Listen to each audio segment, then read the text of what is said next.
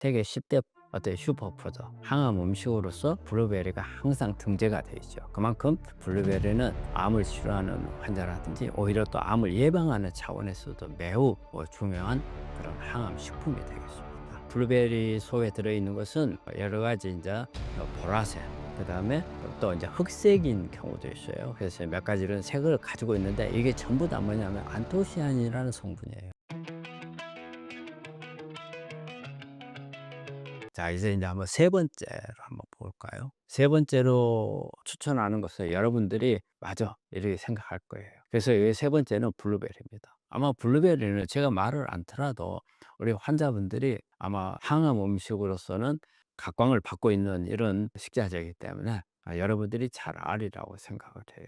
그런데 이제 블루베리가 어떤 정도예요 그러면 암 치료하는 영역에서 차지하느냐. 옛날 미국의 타임지에 우리가 선정한 세계 10대 슈퍼푸드 항암 음식으로서 블루베리가 항상 등재가 돼 있죠. 그만큼 블루베리는 암을 치료하는 환자라든지 오히려 또 암을 예방하는 차원에서도 매우 중요한 그런 항암 식품이 되겠습니다. 블루베리 속에 들어있는 것은 여러 가지 이제 보라색, 그다음에 또 이제 흑색인 경우도 있어요. 그래서 몇 가지는 색을 가지고 있는데 이게 전부 다 뭐냐면 안토시아닌이라는 성분이에요. 그래서 이 안토시아닌이라는 성분은요, 이게 논문 같은 거 저널에 찾아보면은 우리가 암세포의 성장을 억제를 시키고 또 암세포의 세포 자살을 촉진하는 그런 강력한 효과를 가지고 있으면서 또 항산화 작용을 가지고 있고요. 또 하나는 신생혈관을 억제시키는 그런 강력한 작용을 했어요.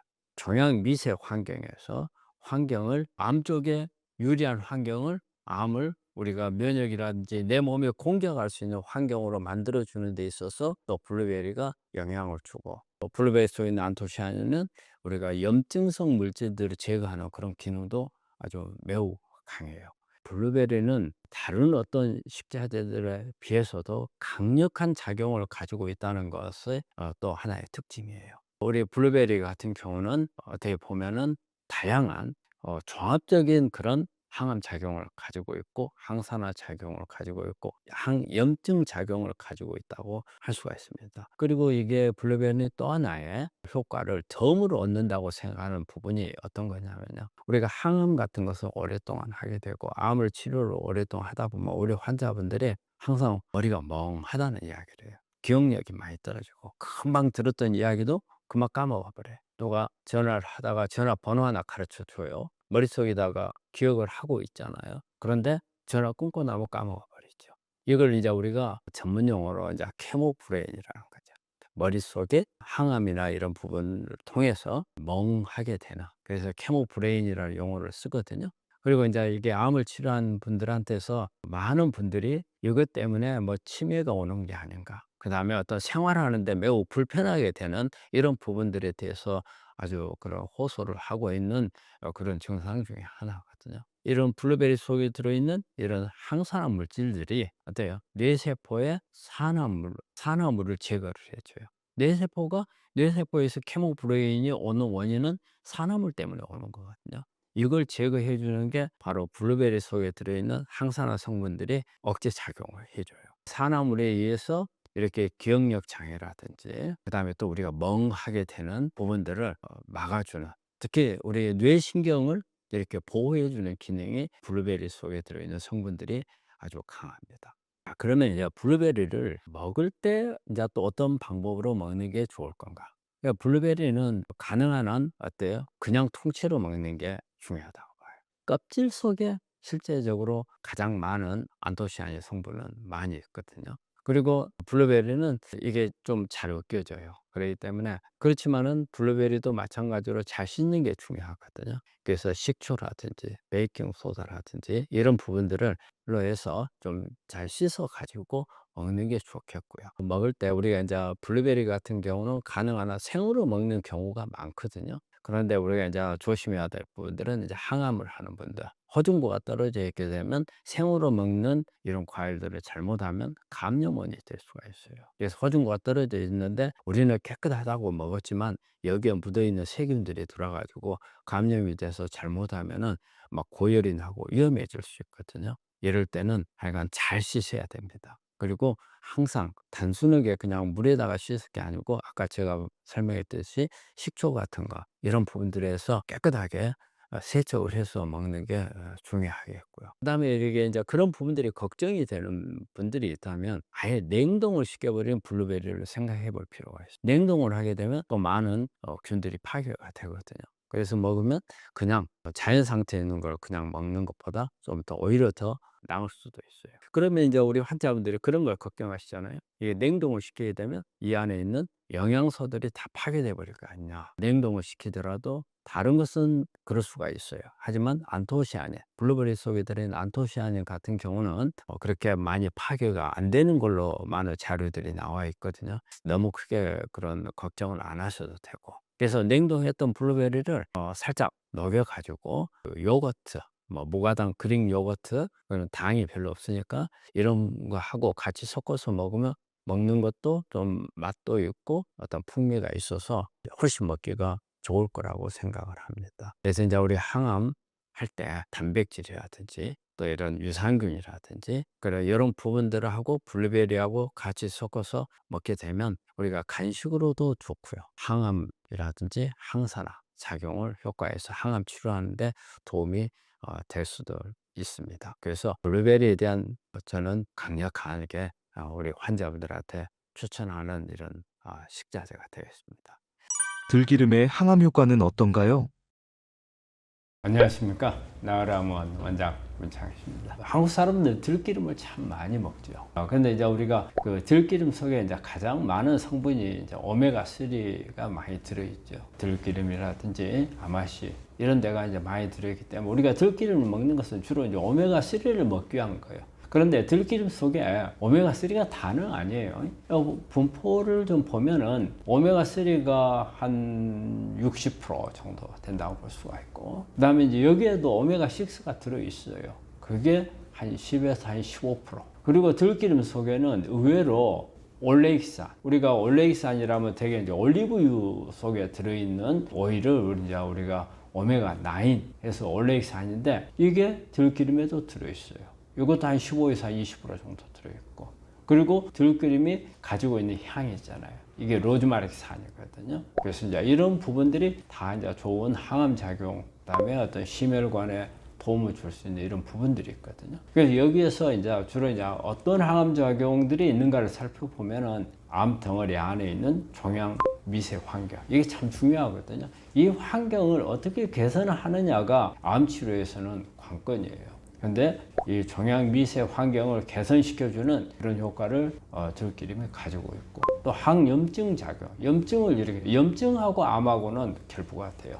사실 염증을 일으키는 물질들이 암을 유발하는 거거든요. 그래서 우리가 암을 치료할 때는 항암 작용, 그 다음에 항염 작용, 항산화 작용 한데 묶어서 이야기를 하는 거거든요.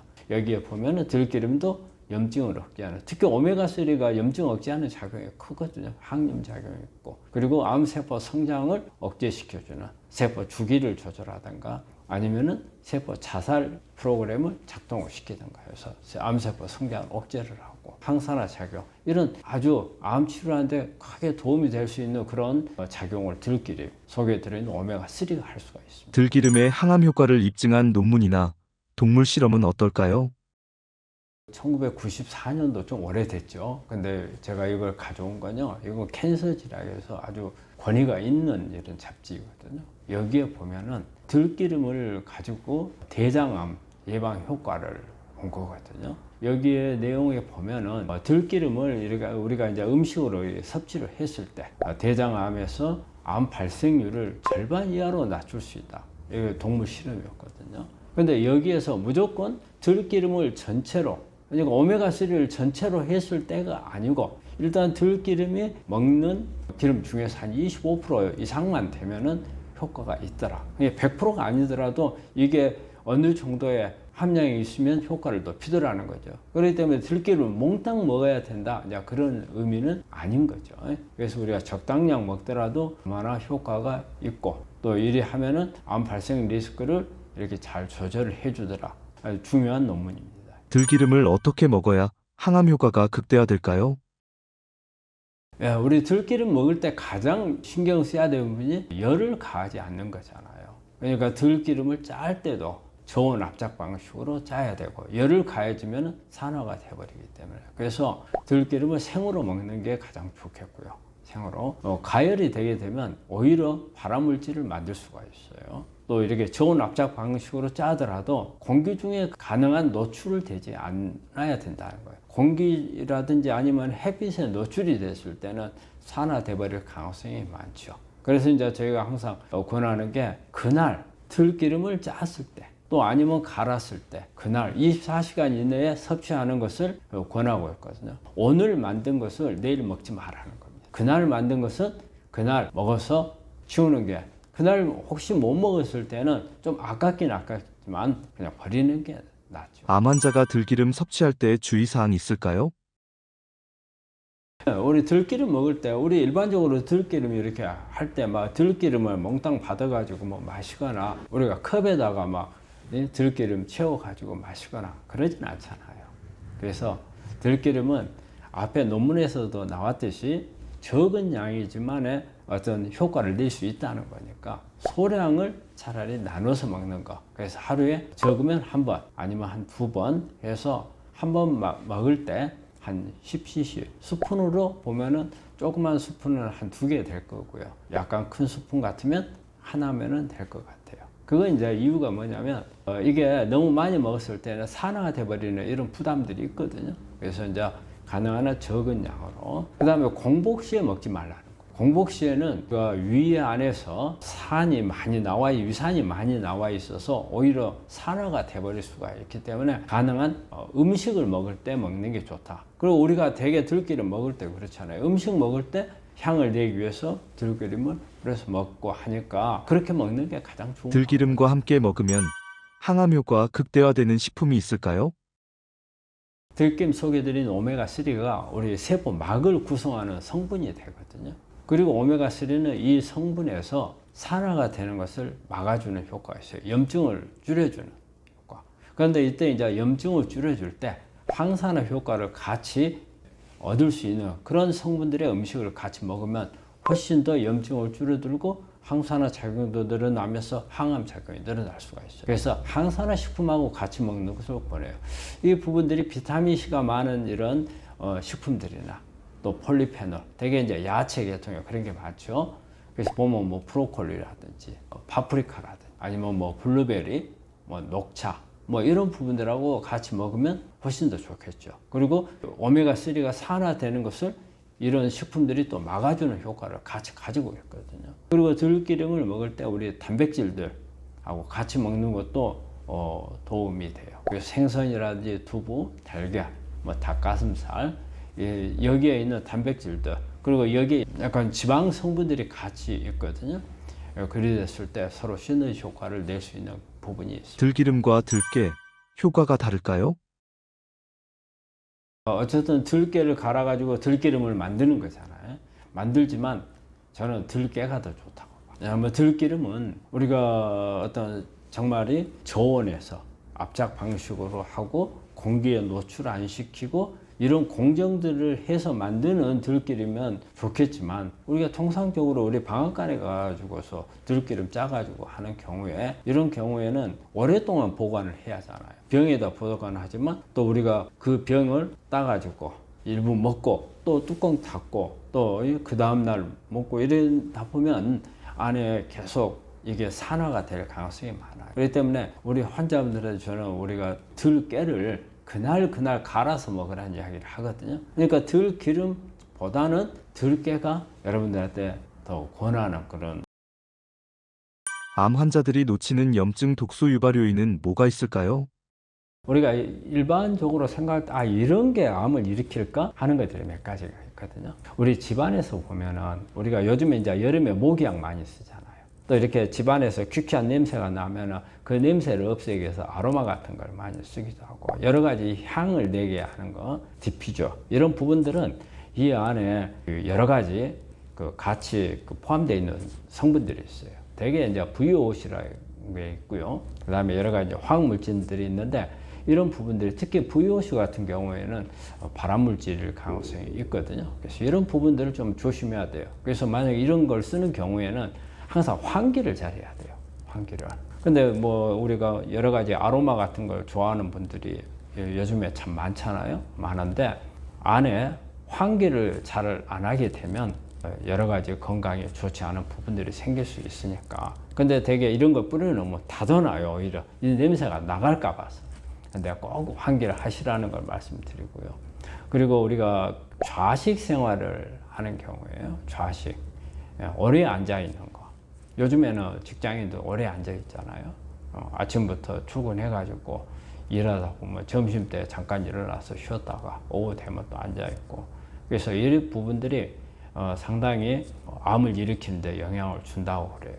이 부분에 대해서 2020년에 MD 앤더슨 보도 자료가 나온 게 있어요. 앉아서 생활하는 사람이 앉지 않고 생활하는 사람들에 비해서 약 암 사망 위험이 한 82% 정도 높다고 이렇게 발표를 했어요. 이 내용을 자마라는 이게 잡지에다가 발표를 했거든요. 여기에 주 저자인 수잔 길크리스트 박사가 우리들이 연구한 결과를 보니까 암을 진단받기 전에 오랫동안 앉아 있었던 그 시간 있잖아요. 그 시간이 내가 앞으로 암 사망할 가능성이 있는 시간이라는 거죠. 그러니까 그만큼 오랫동안 앉아 있는 게 내가 사망을 촉진하는 그런 영향을 준다는 말이 되거든요. 그래서 이게 좌식 생활을 하시는 분들은 가능한 중간에 자주 좀 일어나서 환기도 하고 또 좀 걷고 이런 부분들을 좀 하시는 게 좋으리라고 봐요. 그리고 또 하나 보면은 우리가 김치가 WHO의 2등급으로 발암물질로 돼 있거든요. 근데 이게 일반적인 우리가 그 김치를 말하는 건 아니고요. 오래된 김치, 묵은 김치 속에 보면 질산염이 많이 생겨요. 이것 때문에 나중에 이게 발암물질을 일으킬 수가 있고, 우리 김치 보면은 하얗게 곰팡이 슬잖아요. 그럼 이게 아플라톡신, 곰팡이 독소가 있어요. 이런 분들이 일단은 암을 일으키는 영향을 줄 수가 있거든요. 그렇기 때문에 묵은 김치는 너무 오래된 거, 너무 오래된 것은 좀 피하시는 게 이것 하나에 우리가 좀 알아둬야 될 부분인 것 같고요. 또 하나, 우리 뜨거운 물 같은 경우는 특히 차를 좋아하는 분들은 뜨거운 물을 많이 마셔요. 그래서 이것도 마찬가지로 2급 A로 등록이 돼 있어요. 발암물질. 그래서 이런 게 뜨거운 물은 안에 화상을 일으키잖아요. 그래서 염증을 일으켜요. 이게 오래 지속이 되면 나중에는 이게 DNA 돌연변이를 일으키고 암을 일으키는 원인이 돼요. 이 부분에 대해서 이렇게 연구한 자료가 있어요. 특히 우리가 뜨거운 물을 많이 마시면 식도암이 잘 온다고 되어 있거든요. 특히 우리가 중국 사람들이 차 문화가 발달이 돼서 중국 사람들이 인후암이라든지 구강암이, 식도암이 이런 게 많아요.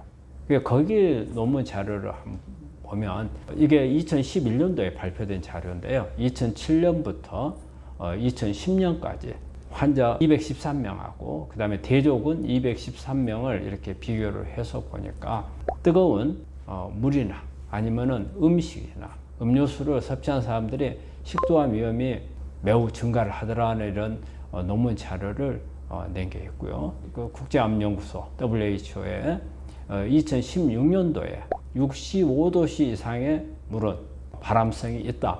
그래서 등급을 그룹 2A로 분류를 해놨거든요. 그래서 여기에 이 자료 보면 아주 대대적으로 연구를 했어요. 한 전 세계에 한 1000건 이상의 어떤 역학조사를 한 거, 그 다음에 동물 실험한 거, 이런 부분들을 기반으로 해갖고 발표한 자료거든요. 우리 여러분들 아마 뜨거운 물이 이렇게 암을 일으킬 수 있다는 것을 잘 생각을 못 했을 거예요.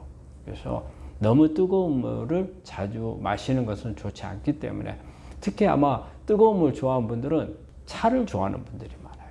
그래서 차를 마실 때 약간 식혀서 마시는 게 암을 예방하는 데 도움이 되리라고 생각을 합니다.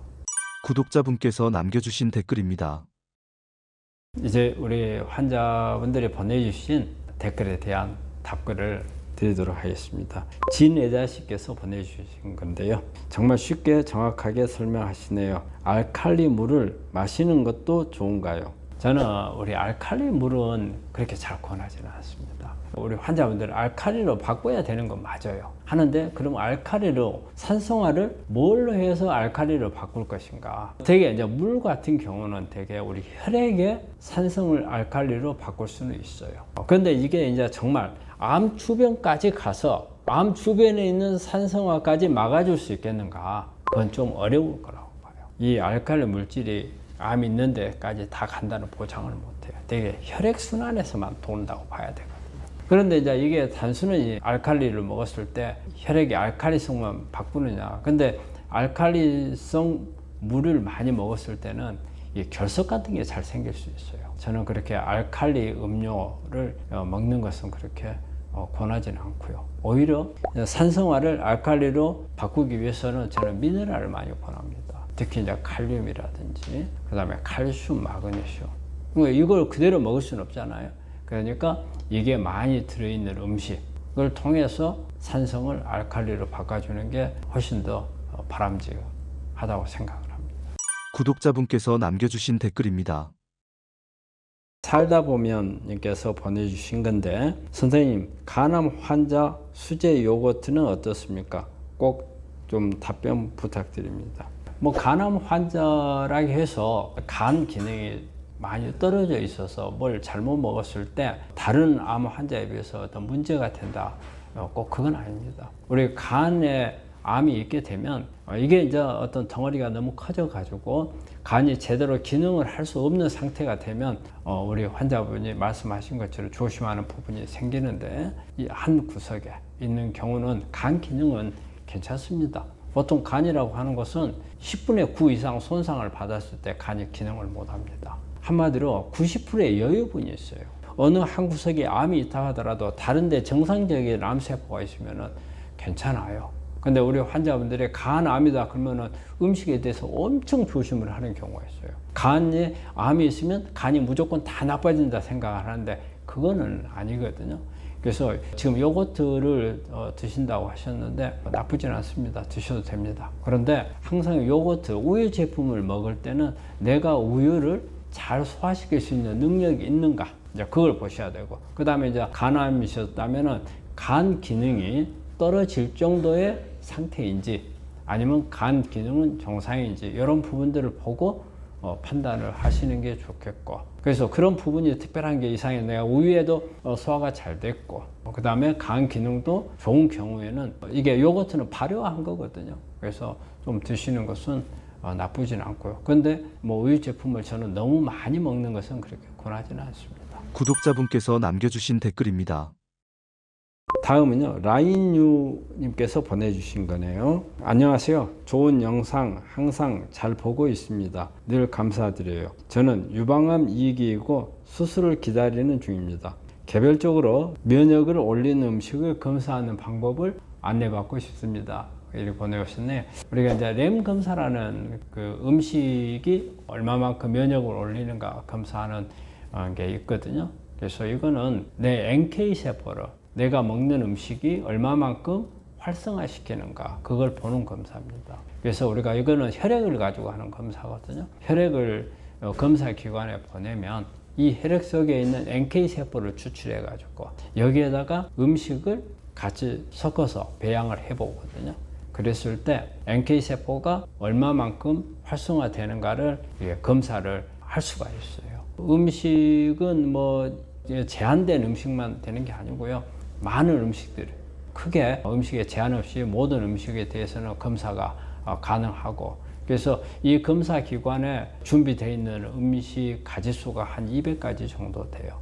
그런데 이제 이 외에 없는 것들도 있거든요. 없는 것은 환자가 샘플을 보내주게 되면 이 샘플을 가지고 가공을 해서 검사가 가능해요. 그래서 가지수도 충분히 어느 정도 다 할 수가 있고, 또 이거는 실제적으로 이 NK 세포가 이 암세포를 얼마만큼 죽이는가를 보거든요. 그러니까 음식의 영향을 받은 내 NK 세포가 암세포를 얼마만큼 죽이는가를 보기 때문에 상당히 정확성이 있는 검사라고 할 수 있겠고, 이 검사를 소개합니다.